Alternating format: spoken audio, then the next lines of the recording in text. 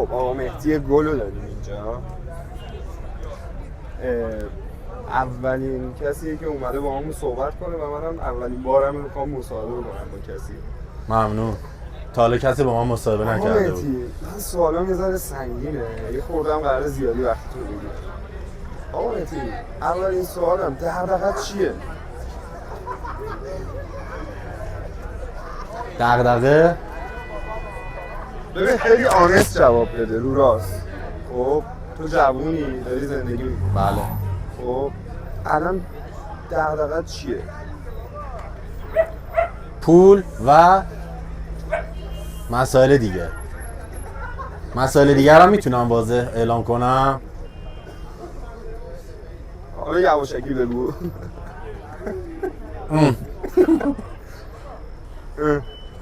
من فهمیدم، حالا شما میفهمید دیگه. بعد یه خورده توضیح بده راجع به دغدغه‌ای که داری. دغدغه این گرانی ها، این اقتصاد، اینا رو همه رو باید درست بکنن، باید بهش رسیدگی بشه. ظاهرا ویدیو فان اجتماعی نیست دیگه. مهدی اگه یکی شبیه خودت باشه چه پیامی براش داری؟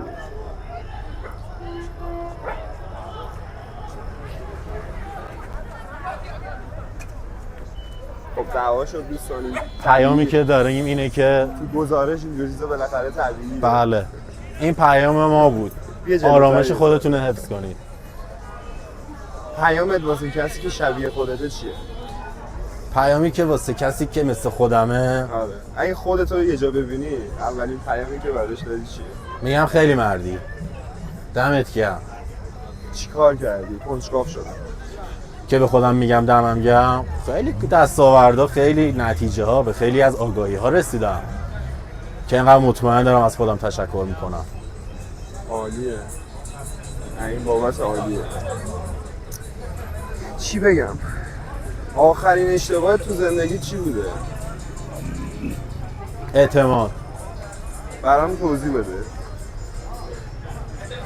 از اشتباه توضیح بده. این که اگه در یه دونه خونه باز باشه،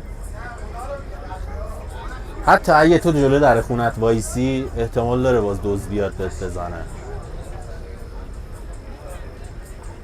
این یه ذره بد شد جوابه. میتونی درستش کنی چون برنامه ما بدون کارته.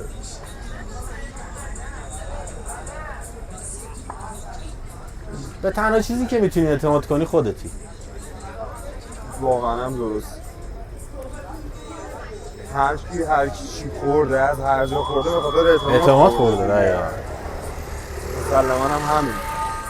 به نظر من انسان باید اولین چیزی که اعتماد میکنه خودش باشه. حالت بد باشه چی کار میکنی؟ الان تو این تایم جامعه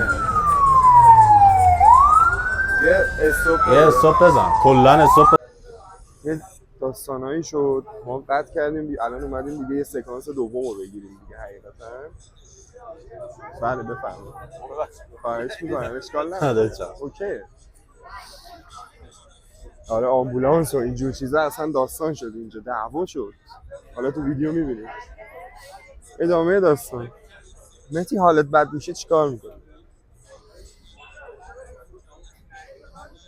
یاد خدا میکنم. اعتمادی که به خودم دارم یعنی اعتمادیه که به خدا دارم. یعنی تو با یه یادآوری خدا که همیشه بالا سرته، آره یعنی حالت خوب میشه، اوکی میشی. خب اوایلش اینجوری نبوده. این باید تمرین بشه، این باید انقدر تکرار بشه که به قول گفتنی با یه یادآوری همه چی رو به شروع ببره. خوبه. مثلا جوابای دیگه کسی بخواد بدیم میام بیرون موزیک گوش میدن. موزیک گوش میدم، موزیک خیلی دوست دارم، موزیک رو دوست دارم، بیرون رو دوست دارم. گوش میدی؟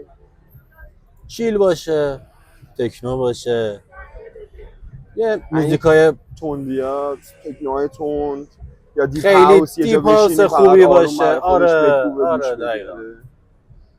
منم پایتم، منم دوست دارم. الان چی دوست داری بخوری؟ آبگوشت. جدی این آره. موقع شب آره آبگوشت الان میخورم. بخوری خوابیدی رفتی یا نداره. خوابی که با آبگوشت میاد با هیچی نمیاد. آبگوشت فنه. ببین در حالتی که ببین میاد اینجا خیلی چی میگن لاکچری میگن اینجا اشغالش میکنه، تا صبح آبگوشت. ولی افکار قدیمی. تا صبح آبگوشت. ولی افکارش قدیمیه. آبگوشت بازی امروزی ولی افکار قدیمی. حال کردم. مواد جدید چی اومده تو بازار؟ یه سری حالتا طبیعی نیست، خبر نداری؟ والا نمیدونم، من اسم میکنم مردم یه قده‌ای دارن تو بدنشون. حالا اکثرا رو نگاه میکنی انگار همه یه کاری کردن، یه چیزی هم یه چی میگن. یعنی مثلا تو یه ذره دقت میکنی میبینی اصلا یه جریان دیگه داره میره. حالت عادی نیست اصلا حالت عادی نیست. این حالت عادی نیست و یکی میفهمه که خودش حالتش عادی نباشه. ای بابا من عادی ام. من تنها اشتباهم تو زندگی فقط قهوه بوده، اونم 2 بار. الان تو زندگیت با چی داری میجنگی؟ با ورژن قدیمی خودم. یعنی داری پاک میکنی ورژن آره قدیمی تو؟ آره دوستش نداری؟ چرا دوستش دارم ولی الان نیازش ندارم. الان ترجیح میدی که برای یه ورژن جدیدترت بجنگی، قلهات هم نشون کردی، هدف گذاری کردی. 100%. یکی از هدفاتو میتونی بگی اگر امکان داره؟ یکی از هدفایی که مشخص کردم یکی از هدفات که داری واسش میجنگی. شاید یکی دیگه هم بشنوه بگه که آقا خوبه منم برم بجنگم واسش. این که هیچ موقع تو دکور گیر نکنم. دکور منو نگیره. واقعا خوشبختانه اینجا شخصیت‌های مارول هم اومده. شما اگه یه پشت سرتو نگاه کنی سوپرمن رو میتونی ببینی. بله.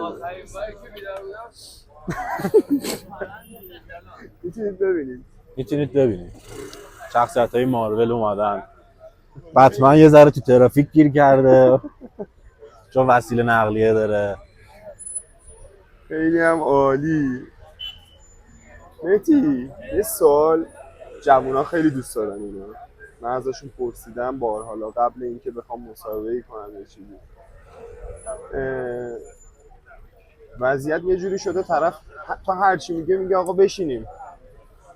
من نمیفهمم کجا میخوای بشینیم، برای چی بشینیم؟ هر چی میشه میگم بشینیم. خیلی از ایرادا از همین نشستا به دست میاد. تحتوشو در آوردن دیدم آقا کسی که حالش بده عوض اینکه بیاد صحبت کنه خودش رو خالی کنه میره میشینه دیرینکشو میزنه.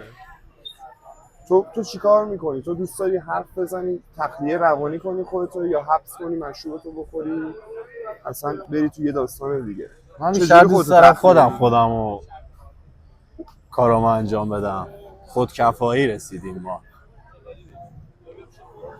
منظورت خودکفایی چیه؟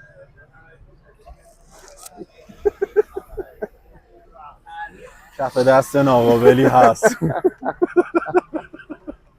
دوستان بچه‌ها نبینید، بچه‌های زیر 18 اصلا نبینید. من حتما میذارم زیر ویدیو که نباید ببینید اینجا. مهدی حرفی پیامی اگه چیزی داری، من سوالی دیگه ندارم حقیقتا. اگه چیزی دوست داری بگی به هم نوع خودت، به جوان‌تر از خودت، به کوچیک‌تر از خودت، یه 2 تا چیز جدید یاد بگیرن. تو دکور گیر نکنم. این خیلی شرطه. دکوره رو بازش کن. دکور به نظر من هر چیزی بیرونی دکور حساب میشه. هر چیزی که شما داری با چشای خودت میبینی، هر چیزی که هر چیدمانی، هر ساخت و سازی، هر مسیر و راه و هر شکلی بیرونی دکور حساب میشه. واقعی بودن و منظورته بیشتر. بله. بیشتر آدم باید واقعی باشه. به قول دکورو- خودمونی و اینستاگرامی بیشتر واقعی باشید تا اینکه ادا در بیارید. بله. درسته؟ دکور رو تو خودت بچین. الان من خودم شاید دکور جالبی نداشته باشم ولی انبارم پره. نفرمایید. انبار پره. با مهدی حتما باید نشستی داشته باشی. حالا که ما- اینجوری من باید بفهمم چه خبره. مثل این بازاریای قدیمی دیدی دکور جالبی ندارم ولی چند کلی انبار پر دارم. اعتباراشون آره یه جوری داریم اونجوری کار هزاران می‌کنیم. میلیارد میارزه دقیقاً. شما هم که خیلی آدم مشتی. من مثلا نوکرتم. برخلاف چیزی که اولش نشون دادی گفتم الان میای و فقط میندازی تو فان و اینجور چیزا که ندیدیم. اوکی فان که پیش پا افتاده است. آره. هر کسی میتونه فان باشه. خوبه اینکه نه معلومه آدم ریل و واقعیه. ممنون که ازم تعریف می‌کنی. مخلص. تا حالا کسی از من اینجوری تعریف یه نکرد. آرزو واسه یه نفر بکن و ویدیو رو ببر. آرزو واسه یه نفر خاص. هر کی.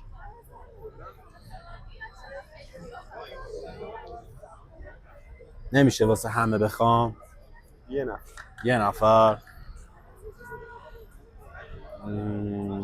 یه آرزو واسه مادرم میکنم. امیدوارم